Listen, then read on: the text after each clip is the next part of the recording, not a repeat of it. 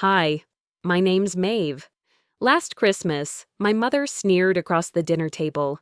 "Stop asking for money, it's embarrassing." My dad nodded. My sister clapped. They all laughed, like it was some private joke. But here's the thing, I'd been secretly paying their debts for years. $400,000. Gone. And the moment I stopped, her phone wouldn't stop ringing. My father went ghost pale. My sister? She finally shut up. They thought I was the weak one, the quiet one, the disposable one.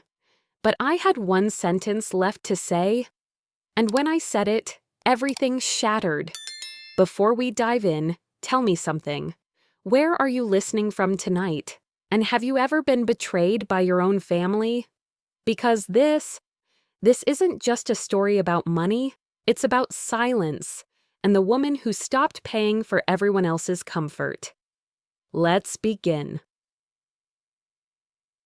Christmas Eve in Denver had that quiet chill that seeps into your bones and lingers, even when the house looks warm from the outside. Inside, the lights blinked too bright, the laughter sounded rehearsed, and every word felt like it had been rehearsed for an audience that only existed in my mother's head. I sat at the far end of the long dining table, same place as every year, right next to the sideboard where she kept her collection of crystal figurines. "You like quiet corners, don't you?" she'd once told me. I didn't like them. I was just assigned to them. Evelyn Harlan, my mother, sat at the head, her posture straight as the angel on top of her 12-foot tree. She wore red, as always, and the scent of her perfume clung to the air like it owned the place. My father, Harlan Sr., sat to her right, nodding along to whatever she said without ever really listening. My sister, Taryn, laughed loudly at her own jokes, her bracelets clinking every time she raised her wine glass. Then it came. The sentence that cut through the clinking and chatter like a blade wrapped in silk. "Stop asking for money, Maeve," my mother said, her voice carrying that tone of false concern that everyone in our family had learned to fear. "It's embarrassing." The room went still for a second. Then Taryn giggled, covering her mouth in mock surprise. "Oh, Mom," she said between laughs, "don't be so harsh." I smiled faintly, though my stomach tightened. "Embarrassing," I repeated softly, as if I were tasting the word. My mother didn't notice the edge in my voice. She rarely did. What no one at that table knew, or maybe what they pretended not to know, was that I'd been covering her credit card bills for years. $400,000 worth of small emergencies, unexpected expenses, and helping Taryn with her business idea. I had paid off everything, quietly, faithfully. Because I thought that's what good daughters did. I remembered the first check I wrote for her. She'd cried on the phone, said, "You saved us." The next month, she called again. No tears this time, just expectation. The gratitude had evaporated fast, replaced by the kind of entitlement that seeps into people who've never truly been told no. She looked at me across the table now, fork in hand, the silver pen I'd given her years ago resting beside her wine glass. I'd bought it as a symbol of respect, engraved with her initials. She'd once told me, "You always buy useless things." The pen gleamed under the chandelier, ignored. Taryn leaned back, swirling her wine. "Well, maybe Maeve should stop bailing everyone out," she said with a smirk. "I mean, what's that saying? Give a man a fish, and he'll call you every Sunday asking for another one." They laughed. My father smiled faintly. He always did when he didn't know where to look. I stayed quiet. I'd learned that silence was the only language they heard clearly, the kind that unsettled them more than any argument ever could. "Mom," I said finally, my voice calm, "you're right." That made her pause. She tilted her head, suspicious, maybe even pleased. "Of course I'm right," she said, dabbing the corner of her mouth with her napkin. "I mean it," I continued. "You're absolutely right." I reached for my wine, took a sip, let the taste linger. Then I set my glass down and pushed my chair back slowly. The sound of the legs against the hardwood floor was sharp in the quiet room. "I'm just going to grab my phone," I said casually. "Forgot to check something." Nobody stopped me. Nobody even looked twice. Why would they? I was the quiet one, the reliable one, the one who never made a scene. The living room was dim, lit only by the tree. I could still hear the faint sound of laughter from the dining room. I picked up my phone from the charger, opened the banking app, and scrolled through the familiar list of transactions that had my mother's name attached to them. For years, I'd kept her account afloat, covering every overdraft, every luxury she pretended was a necessity. There were months when I'd eaten ramen so she could buy designer handbags. Not tonight. I tapped the screen, selected Cancel All Recurring Payments. A confirmation message popped up. "Are you sure you want to proceed?" I pressed yes. A strange calm filled me, heavier than anger, quieter than relief. It was peace, the kind that doesn't announce itself. I walked back to the table. They were still mid-laughter, still performing. My mother's phone sat face up beside her plate, the silver pen gleaming beside it. It buzzed once, then again, 3 times in quick succession. She frowned, tapping the screen. "What in the world?" Taryn leaned over. "Everything okay?" My father looked between them, unsure if he should intervene. I sat down quietly, placed my napkin neatly on my lap, and reached for my wine. "What's going on?" my father asked, voice low. My mother's expression shifted from confusion to panic. "They're saying declined?" She looked at me, eyes narrowing. "Maeve, did you—" I didn't look up. I traced the rim of my glass with my fingertip and said softly, "You said it yourself, Mom. It's embarrassing to ask for money." The silence that followed was heavy enough to drown in. Taryn's smirk faded. My father's hand froze halfway to his glass. My mother's phone kept buzzing on the table, notification after notification lighting up her face. I finally looked up and smiled, small, polite, detached. "Don't worry," I said, my voice even. "You'll figure it out." And for the first time in my life, I didn't feel like the invisible guest. I felt like the one who had finally stood up from the table. Her phone buzzed again. The silver pen rolled slightly, stopping against the base of the glass. I stared at it for a moment. Funny how something so small could carry so much history. Years of silence, expectation, and quiet servitude condensed into one shiny object. By the time they realized what I'd done, it was already too late. But that wasn't the end. It was only the beginning of their begging. Evelyn's phone kept buzzing like a wasp trapped under glass. She silenced it once, twice, then gave up and flipped it face down. I watched her lips tighten as she tried to keep the holiday mask on. "It's probably just a banking glitch," she said to no one in particular, dabbing at the corner of her mouth with her napkin. The room had gone quieter. My father shifted in his chair, eyes fixed on his untouched dessert. Taryn leaned in, her voice low but sharp. "What did you do?" I didn't look at her. I simply folded my napkin, set it beside my plate, and reached for the water. My hand was steady. That's how I knew I was finally free. Evelyn's phone buzzed again. She stood abruptly, muttering something about needing air, and disappeared down the hall. Taryn followed her with her eyes, then turned back to me.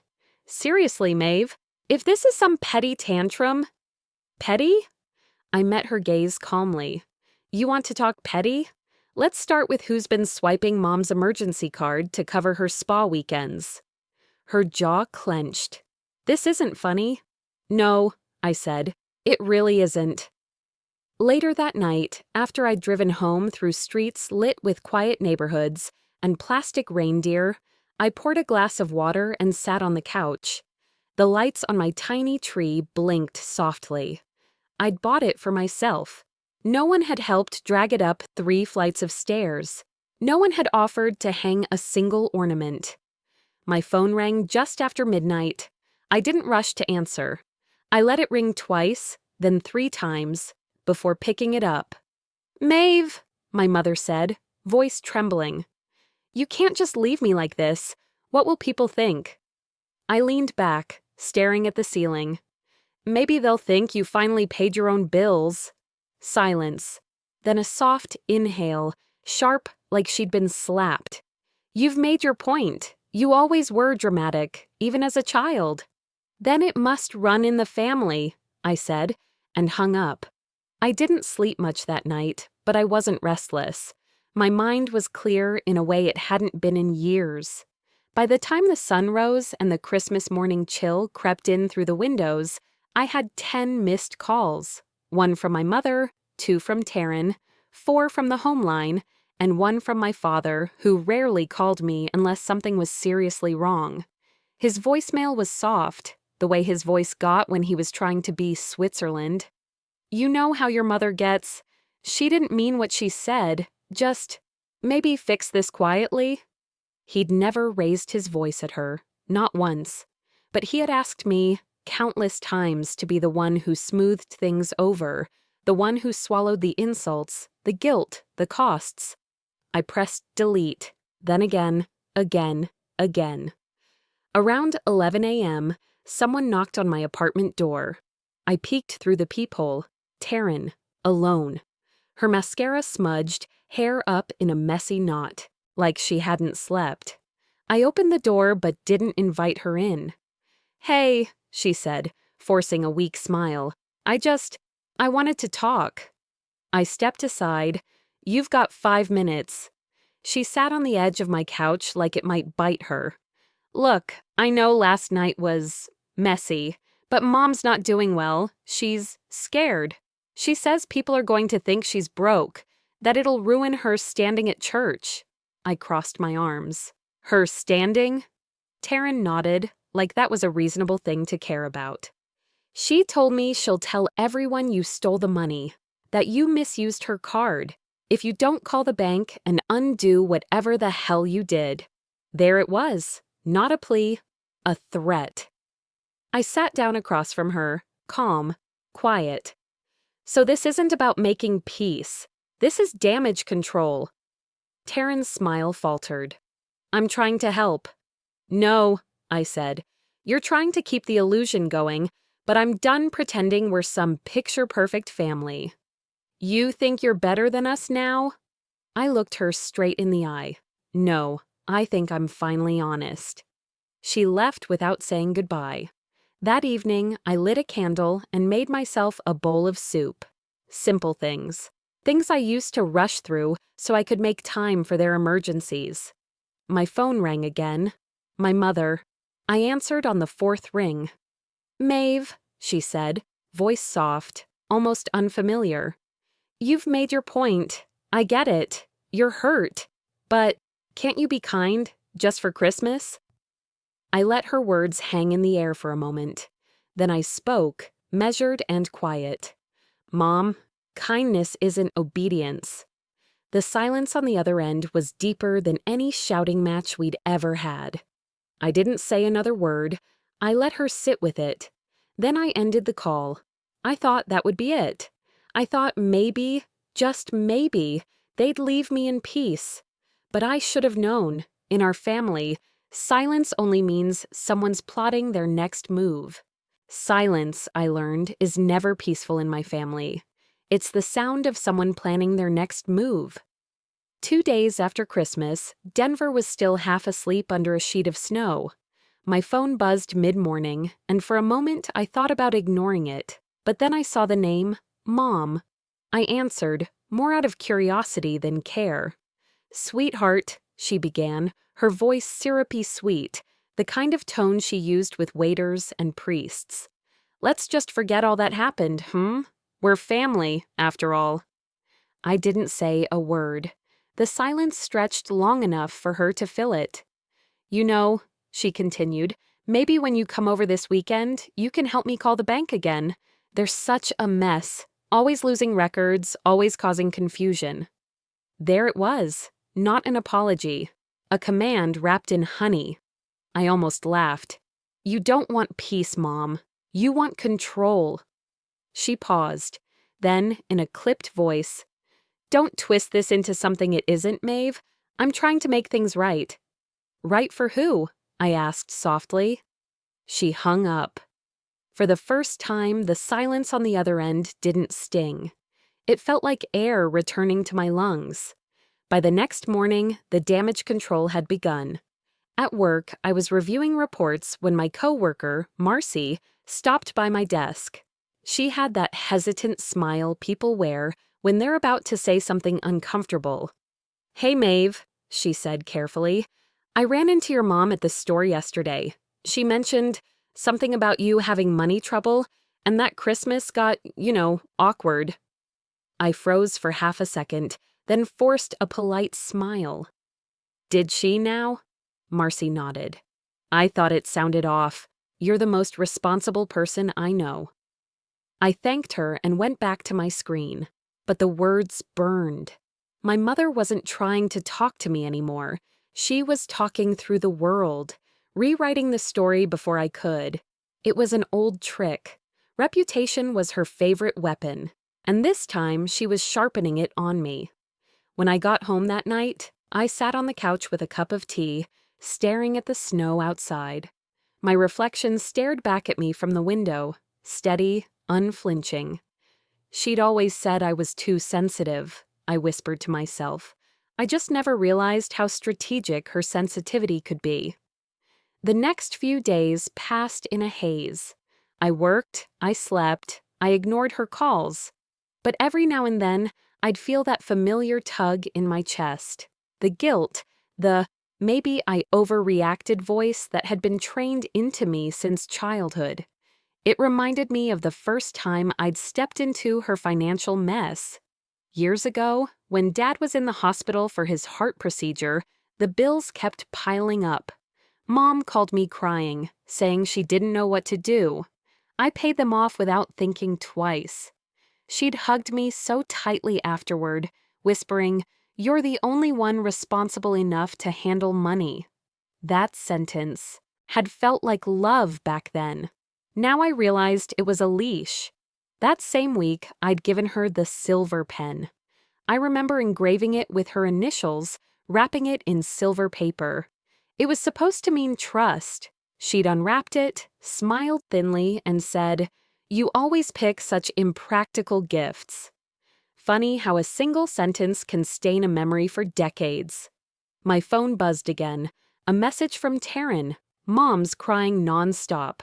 Are you happy now? I stared at the text for a long moment. My hand trembled slightly, not from guilt, but from the ghost of it, the part of me that had always wanted to fix everything. Then, curiosity got the better of me. I opened social media, and there she was, Evelyn Harlan, perfectly poised at a brunch table, smiling with a mimosa in hand. The caption read, "Blessed to be surrounded by love and forgiveness." 10 likes. One comment, "You're such an inspiration." My lips curled into something between a smile and a wince. It wasn't guilt I felt anymore. It was clarity. She didn't cry because she was hurt. She cried because it kept her powerful. Because pity was the softest kind of control. I set the phone down and sat back, staring at the ceiling. For years, I'd thought love meant loyalty. Now I knew it had meant obedience, and I was done obeying. I picked up my notebook and wrote one simple line. Never explain to people committed to misunderstanding you. I read it twice. It felt like armor. By evening, I turned off my phone and lit a candle, just to fill the silence. It was the good kind this time, the kind I chose. But when I decided to stay quiet, they mistook it for surrender. They mistook my silence for surrender. They always did. The morning of December 31st, I sat at my kitchen table, watching steam rise from my coffee like it was trying to escape something. Snowflakes drifted outside, soft and aimless. My phone buzzed against the counter. I didn't need to check who it was. I knew that ringtone. "Maeve, darling!" My mother's voice chirped when I picked up, just a little too cheerful, like she'd practiced it in front of the mirror. "Everyone's expecting you tonight. The New Year's gala at the country club, remember? It's time we act like a family again."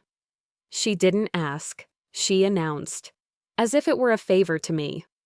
I paused, letting her words hang. "I wasn't planning on going," I said.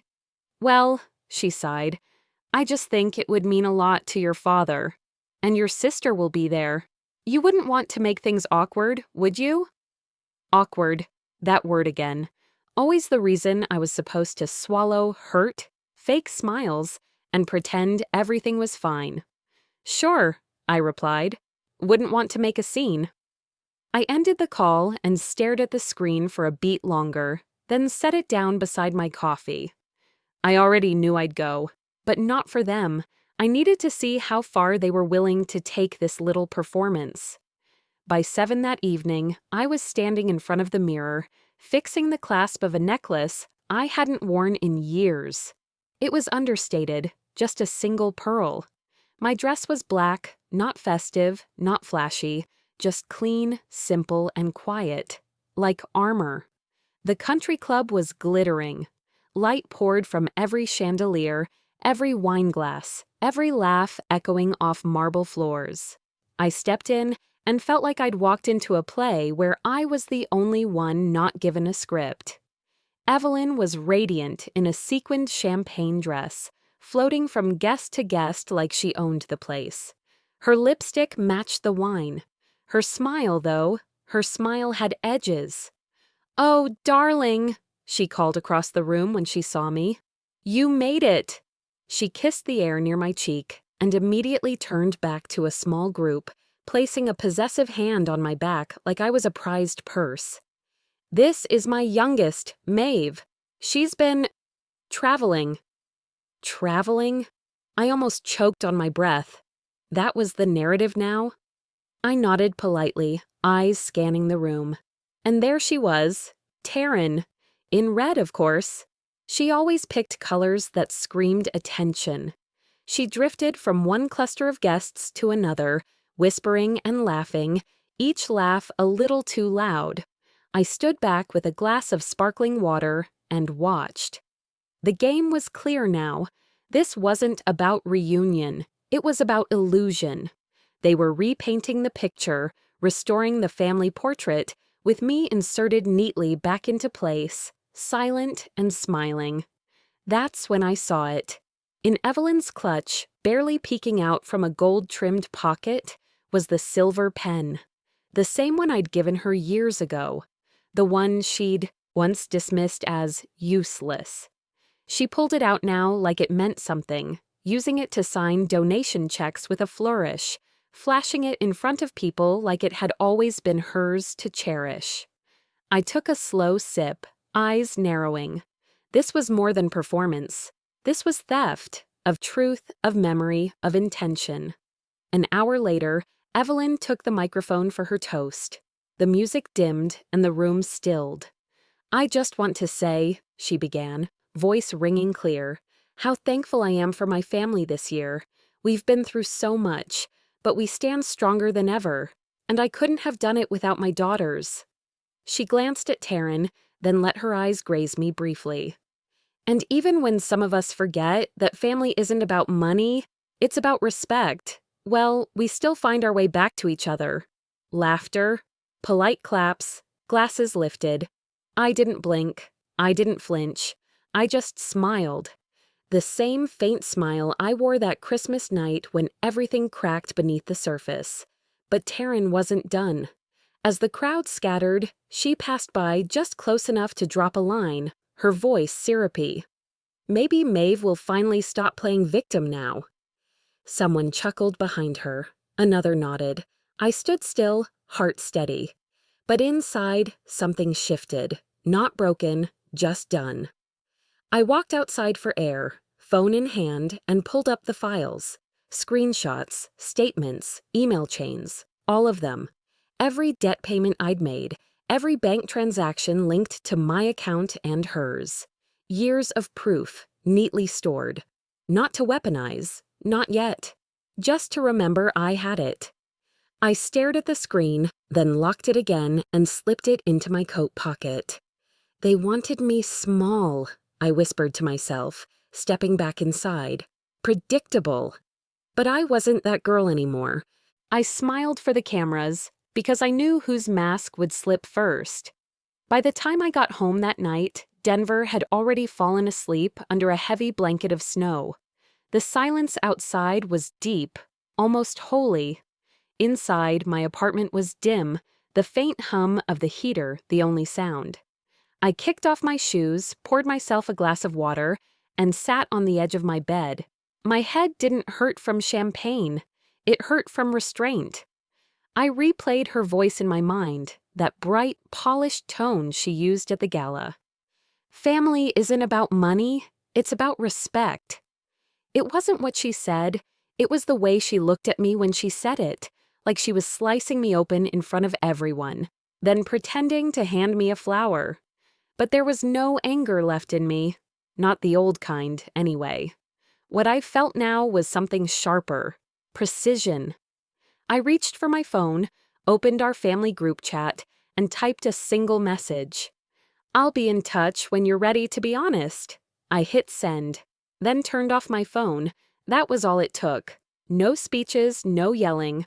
Just one line. And I knew, even before morning came, that it would land like a grenade. When I woke, the light filtering through the curtains was pale and cold. Snowflakes still drifted past the window. I made coffee, pulled on a sweater, and stood by the counter, waiting for the next move. It didn't take long. The knock came around 9, sharp, impatient. I didn't even need to check the peephole. I opened the door. Terrence stood there, hair pulled back, coat half-buttoned, cheeks flushed from the cold, and something angrier. "Wow," she said, stepping inside without waiting for permission. "You're up early for someone who apparently doesn't care anymore." I set my mug down. "Good morning to you too." She crossed her arms, pacing the living room. "Mom's crying again. She says you're trying to destroy her reputation. Do you even care what you're doing to her?" I leaned against the counter. "Funny. She's been trying to destroy mine for years. I guess she doesn't like how it feels on the other side." Taryn scoffed. "You're being dramatic." "No," I said quietly. "I'm being accurate." She stopped pacing, hands on her hips. "You're really enjoying this, aren't you? Watching her fall apart?" I shook my head. "I'm not enjoying anything. I'm just done playing the villain in her story." Taryn's eyes flickered, just for a second. Fear, maybe, or recognition. Then she smiled, brittle. "You always did think you were better than us." "I never said that." "You didn't have to." She moved closer, lowering her voice. "If you keep pushing her, she'll talk. You think you're in control, but you're not. She'll tell people you used her for money, that you manipulated her. You know how fast gossip spreads in this town." I held her gaze. "If either of you keep twisting the truth, I'll make sure everyone hears the real version." She laughed too quickly. "You wouldn't dare." "Try me." For a moment, the air between us tightened. Then she turned, grabbed her purse, and muttered, "You've changed, Maeve." I smiled faintly. "That's the point." She slammed the door on her way out. The rest of the day passed quietly. I cleaned, half distracted, half waiting. Around dusk, the phone rang again, this time my father's number. I hesitated before answering. "Hi, Dad." His voice was tired, lined with that weary calm he wore like a uniform.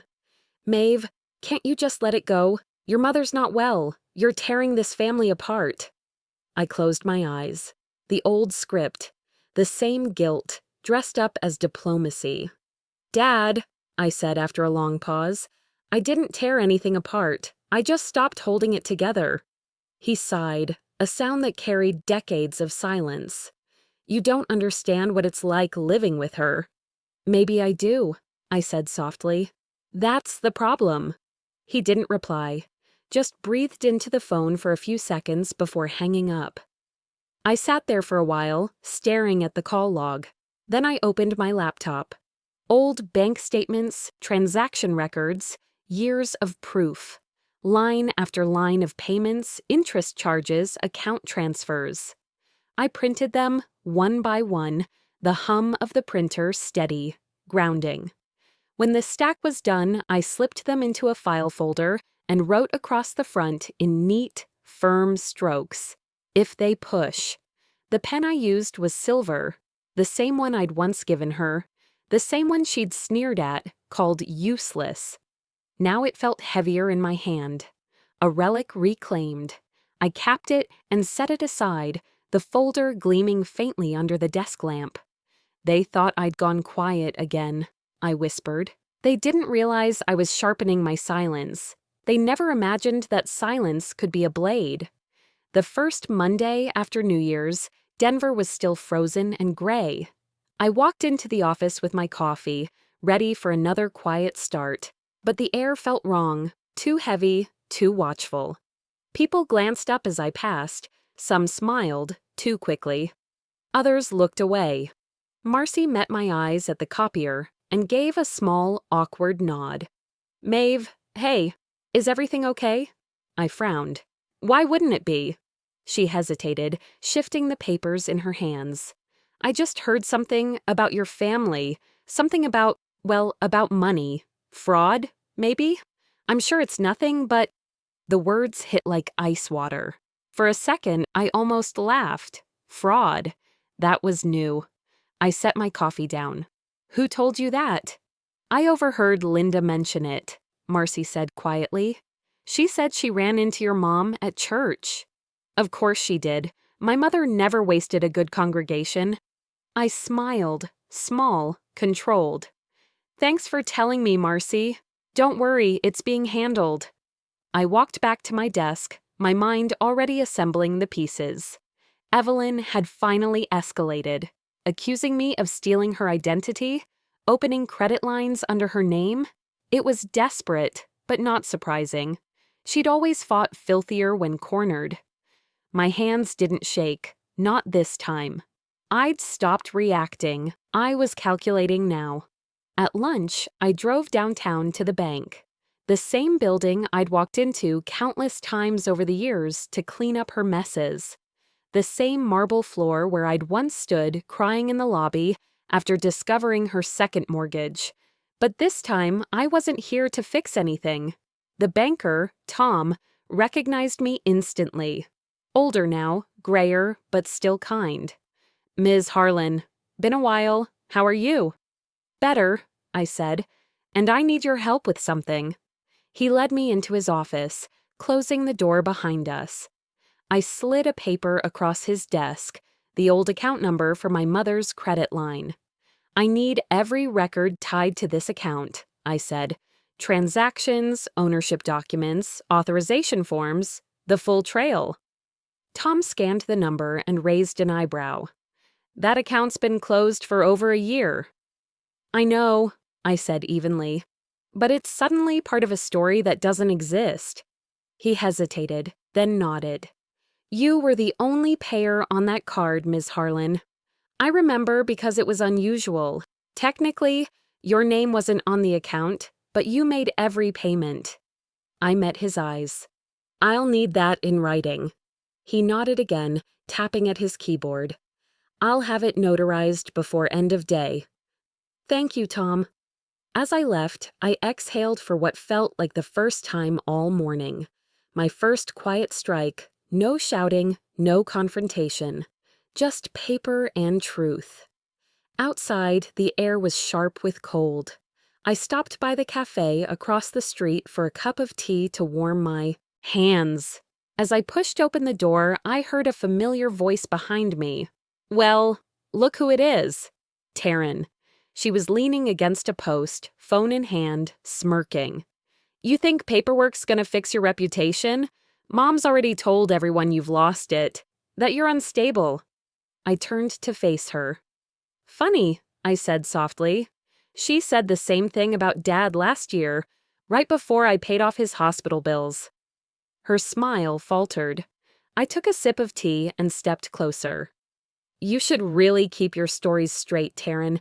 They start to fall apart when someone actually checks. She blinked, unsure whether to argue or retreat. You always think you're smarter than everyone else. No, I said. I just stopped pretending I wasn't. And I walked away, leaving her in the doorway. The silver pen was in my coat pocket. I touched it absently as I crossed the street, a reminder that I didn't just sign papers anymore. I signed my own narrative. That evening, after sunset, I drove to my parents' house. The snow had turned to slush, the kind that sticks to your tires and makes the world feel heavy. I parked at the curb and sat for a moment, breathing in the silence.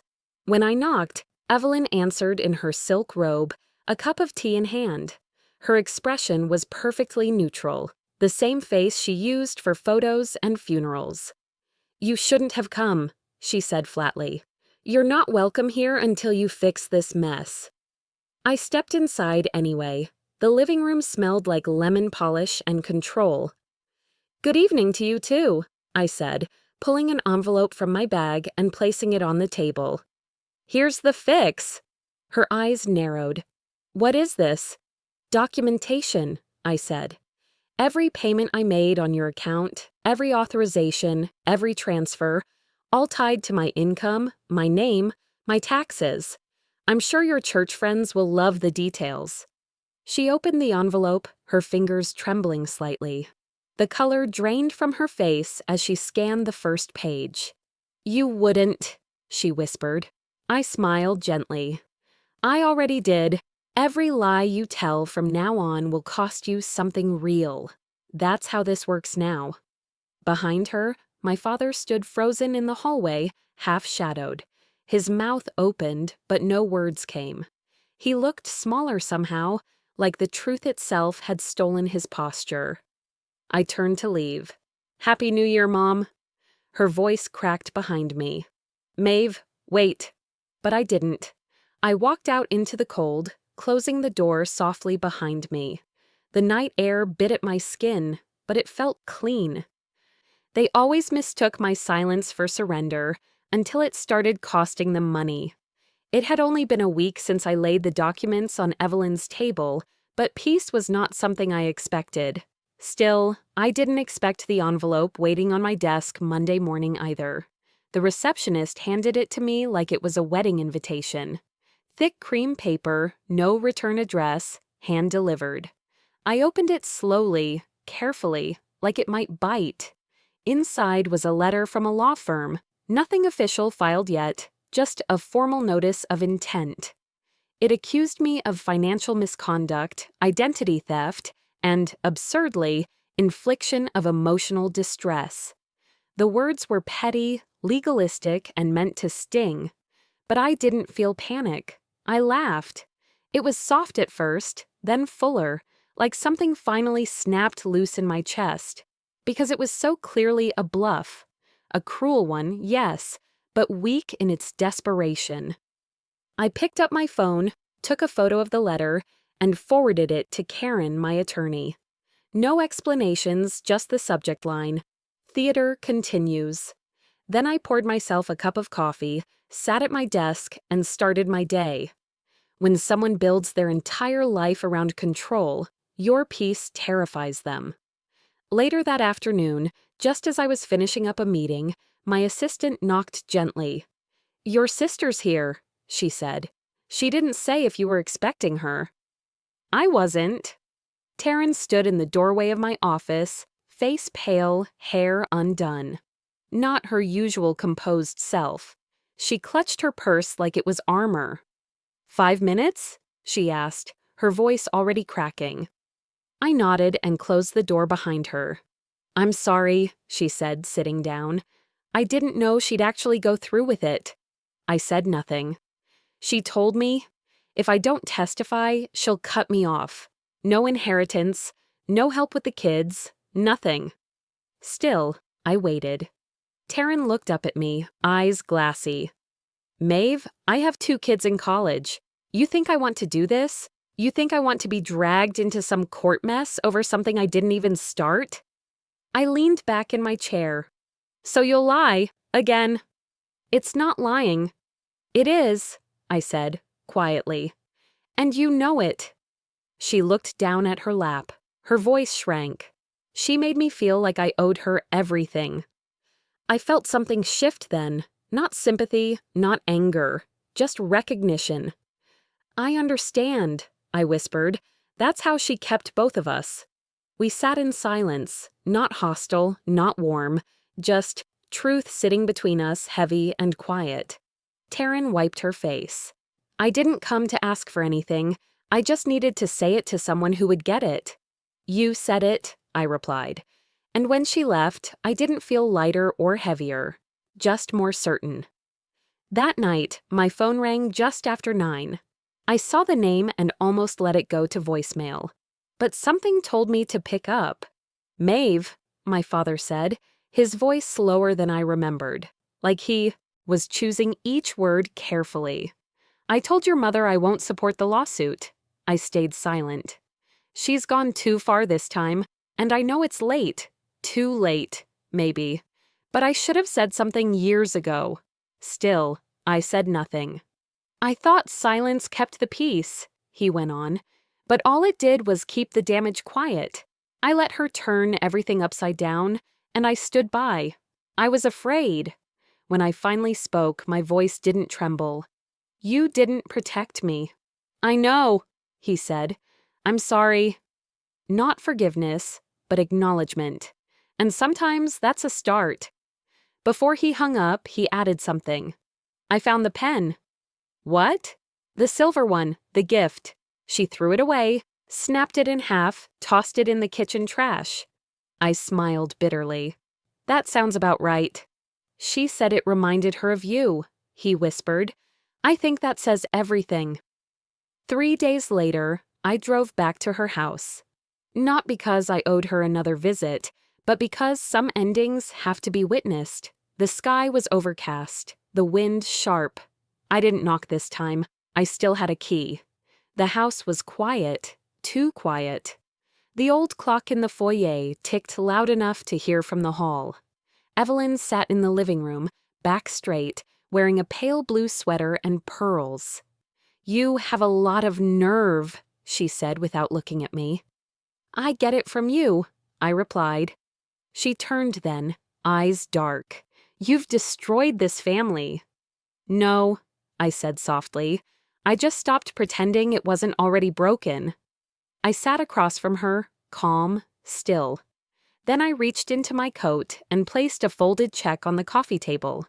What's this?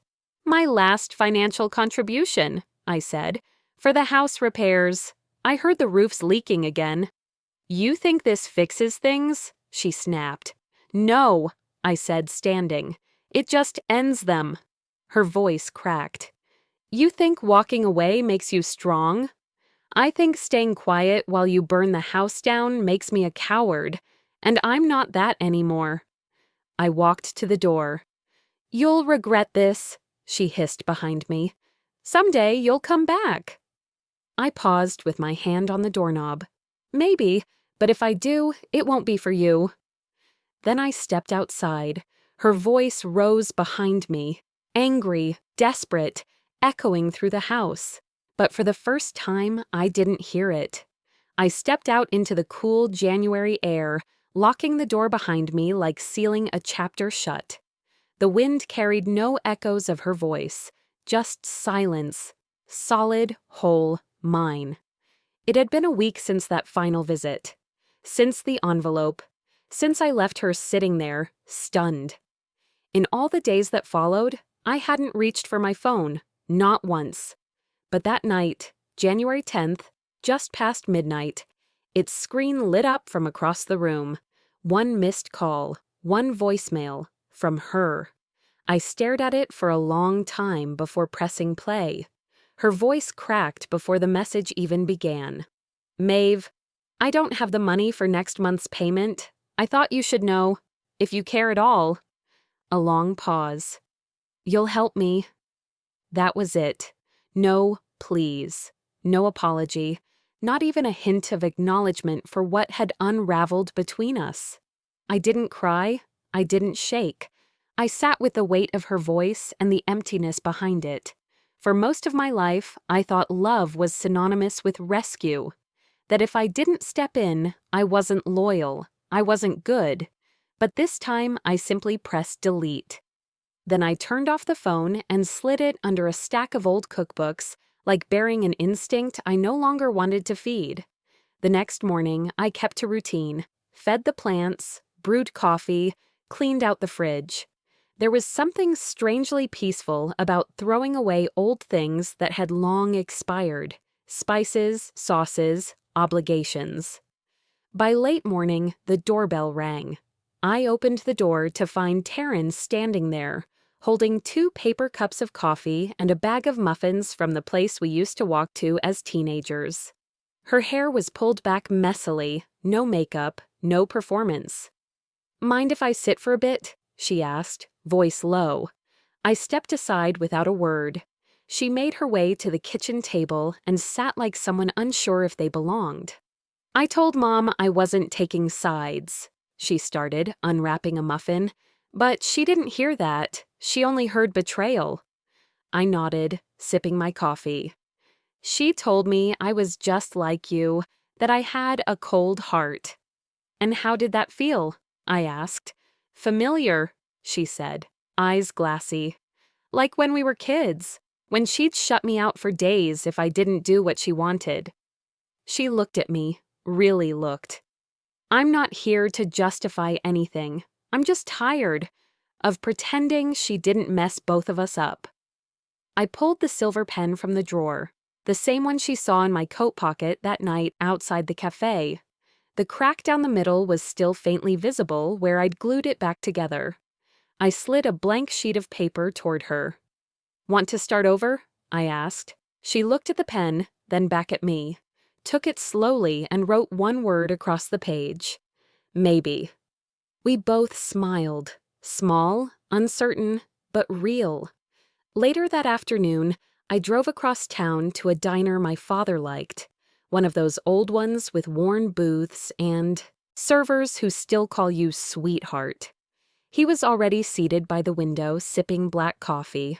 He looked smaller than I remembered, but lighter somehow, like the weight he'd carried for decades had finally slipped off his shoulders. "Your mother still calls," he said after we ordered. "But I don't answer anymore, not because I don't care, but because I do." I watched him for a moment. The hands that had once seemed so steady now trembled slightly. "I used to think you were too much," he said. "Too sharp, too intense. But the truth is, you were just the only one seeing clearly." I reached across the table and placed my hand over his.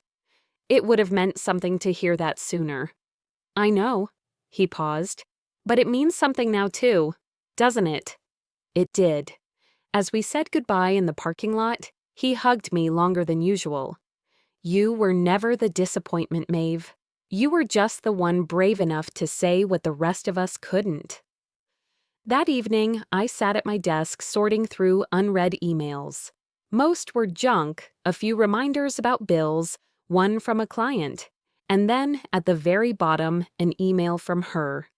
Subject, none message, "I hope you're happy." I stared at it for a while, not angry, not hurt, just tired. I typed 2 words in reply, "I am." Then I clicked send, blocked the address, and closed my laptop. The room fell quiet, the kind of silence that once used to feel suffocating. But not now. Now it felt earned. Silence used to be my prison. Now it's my peace.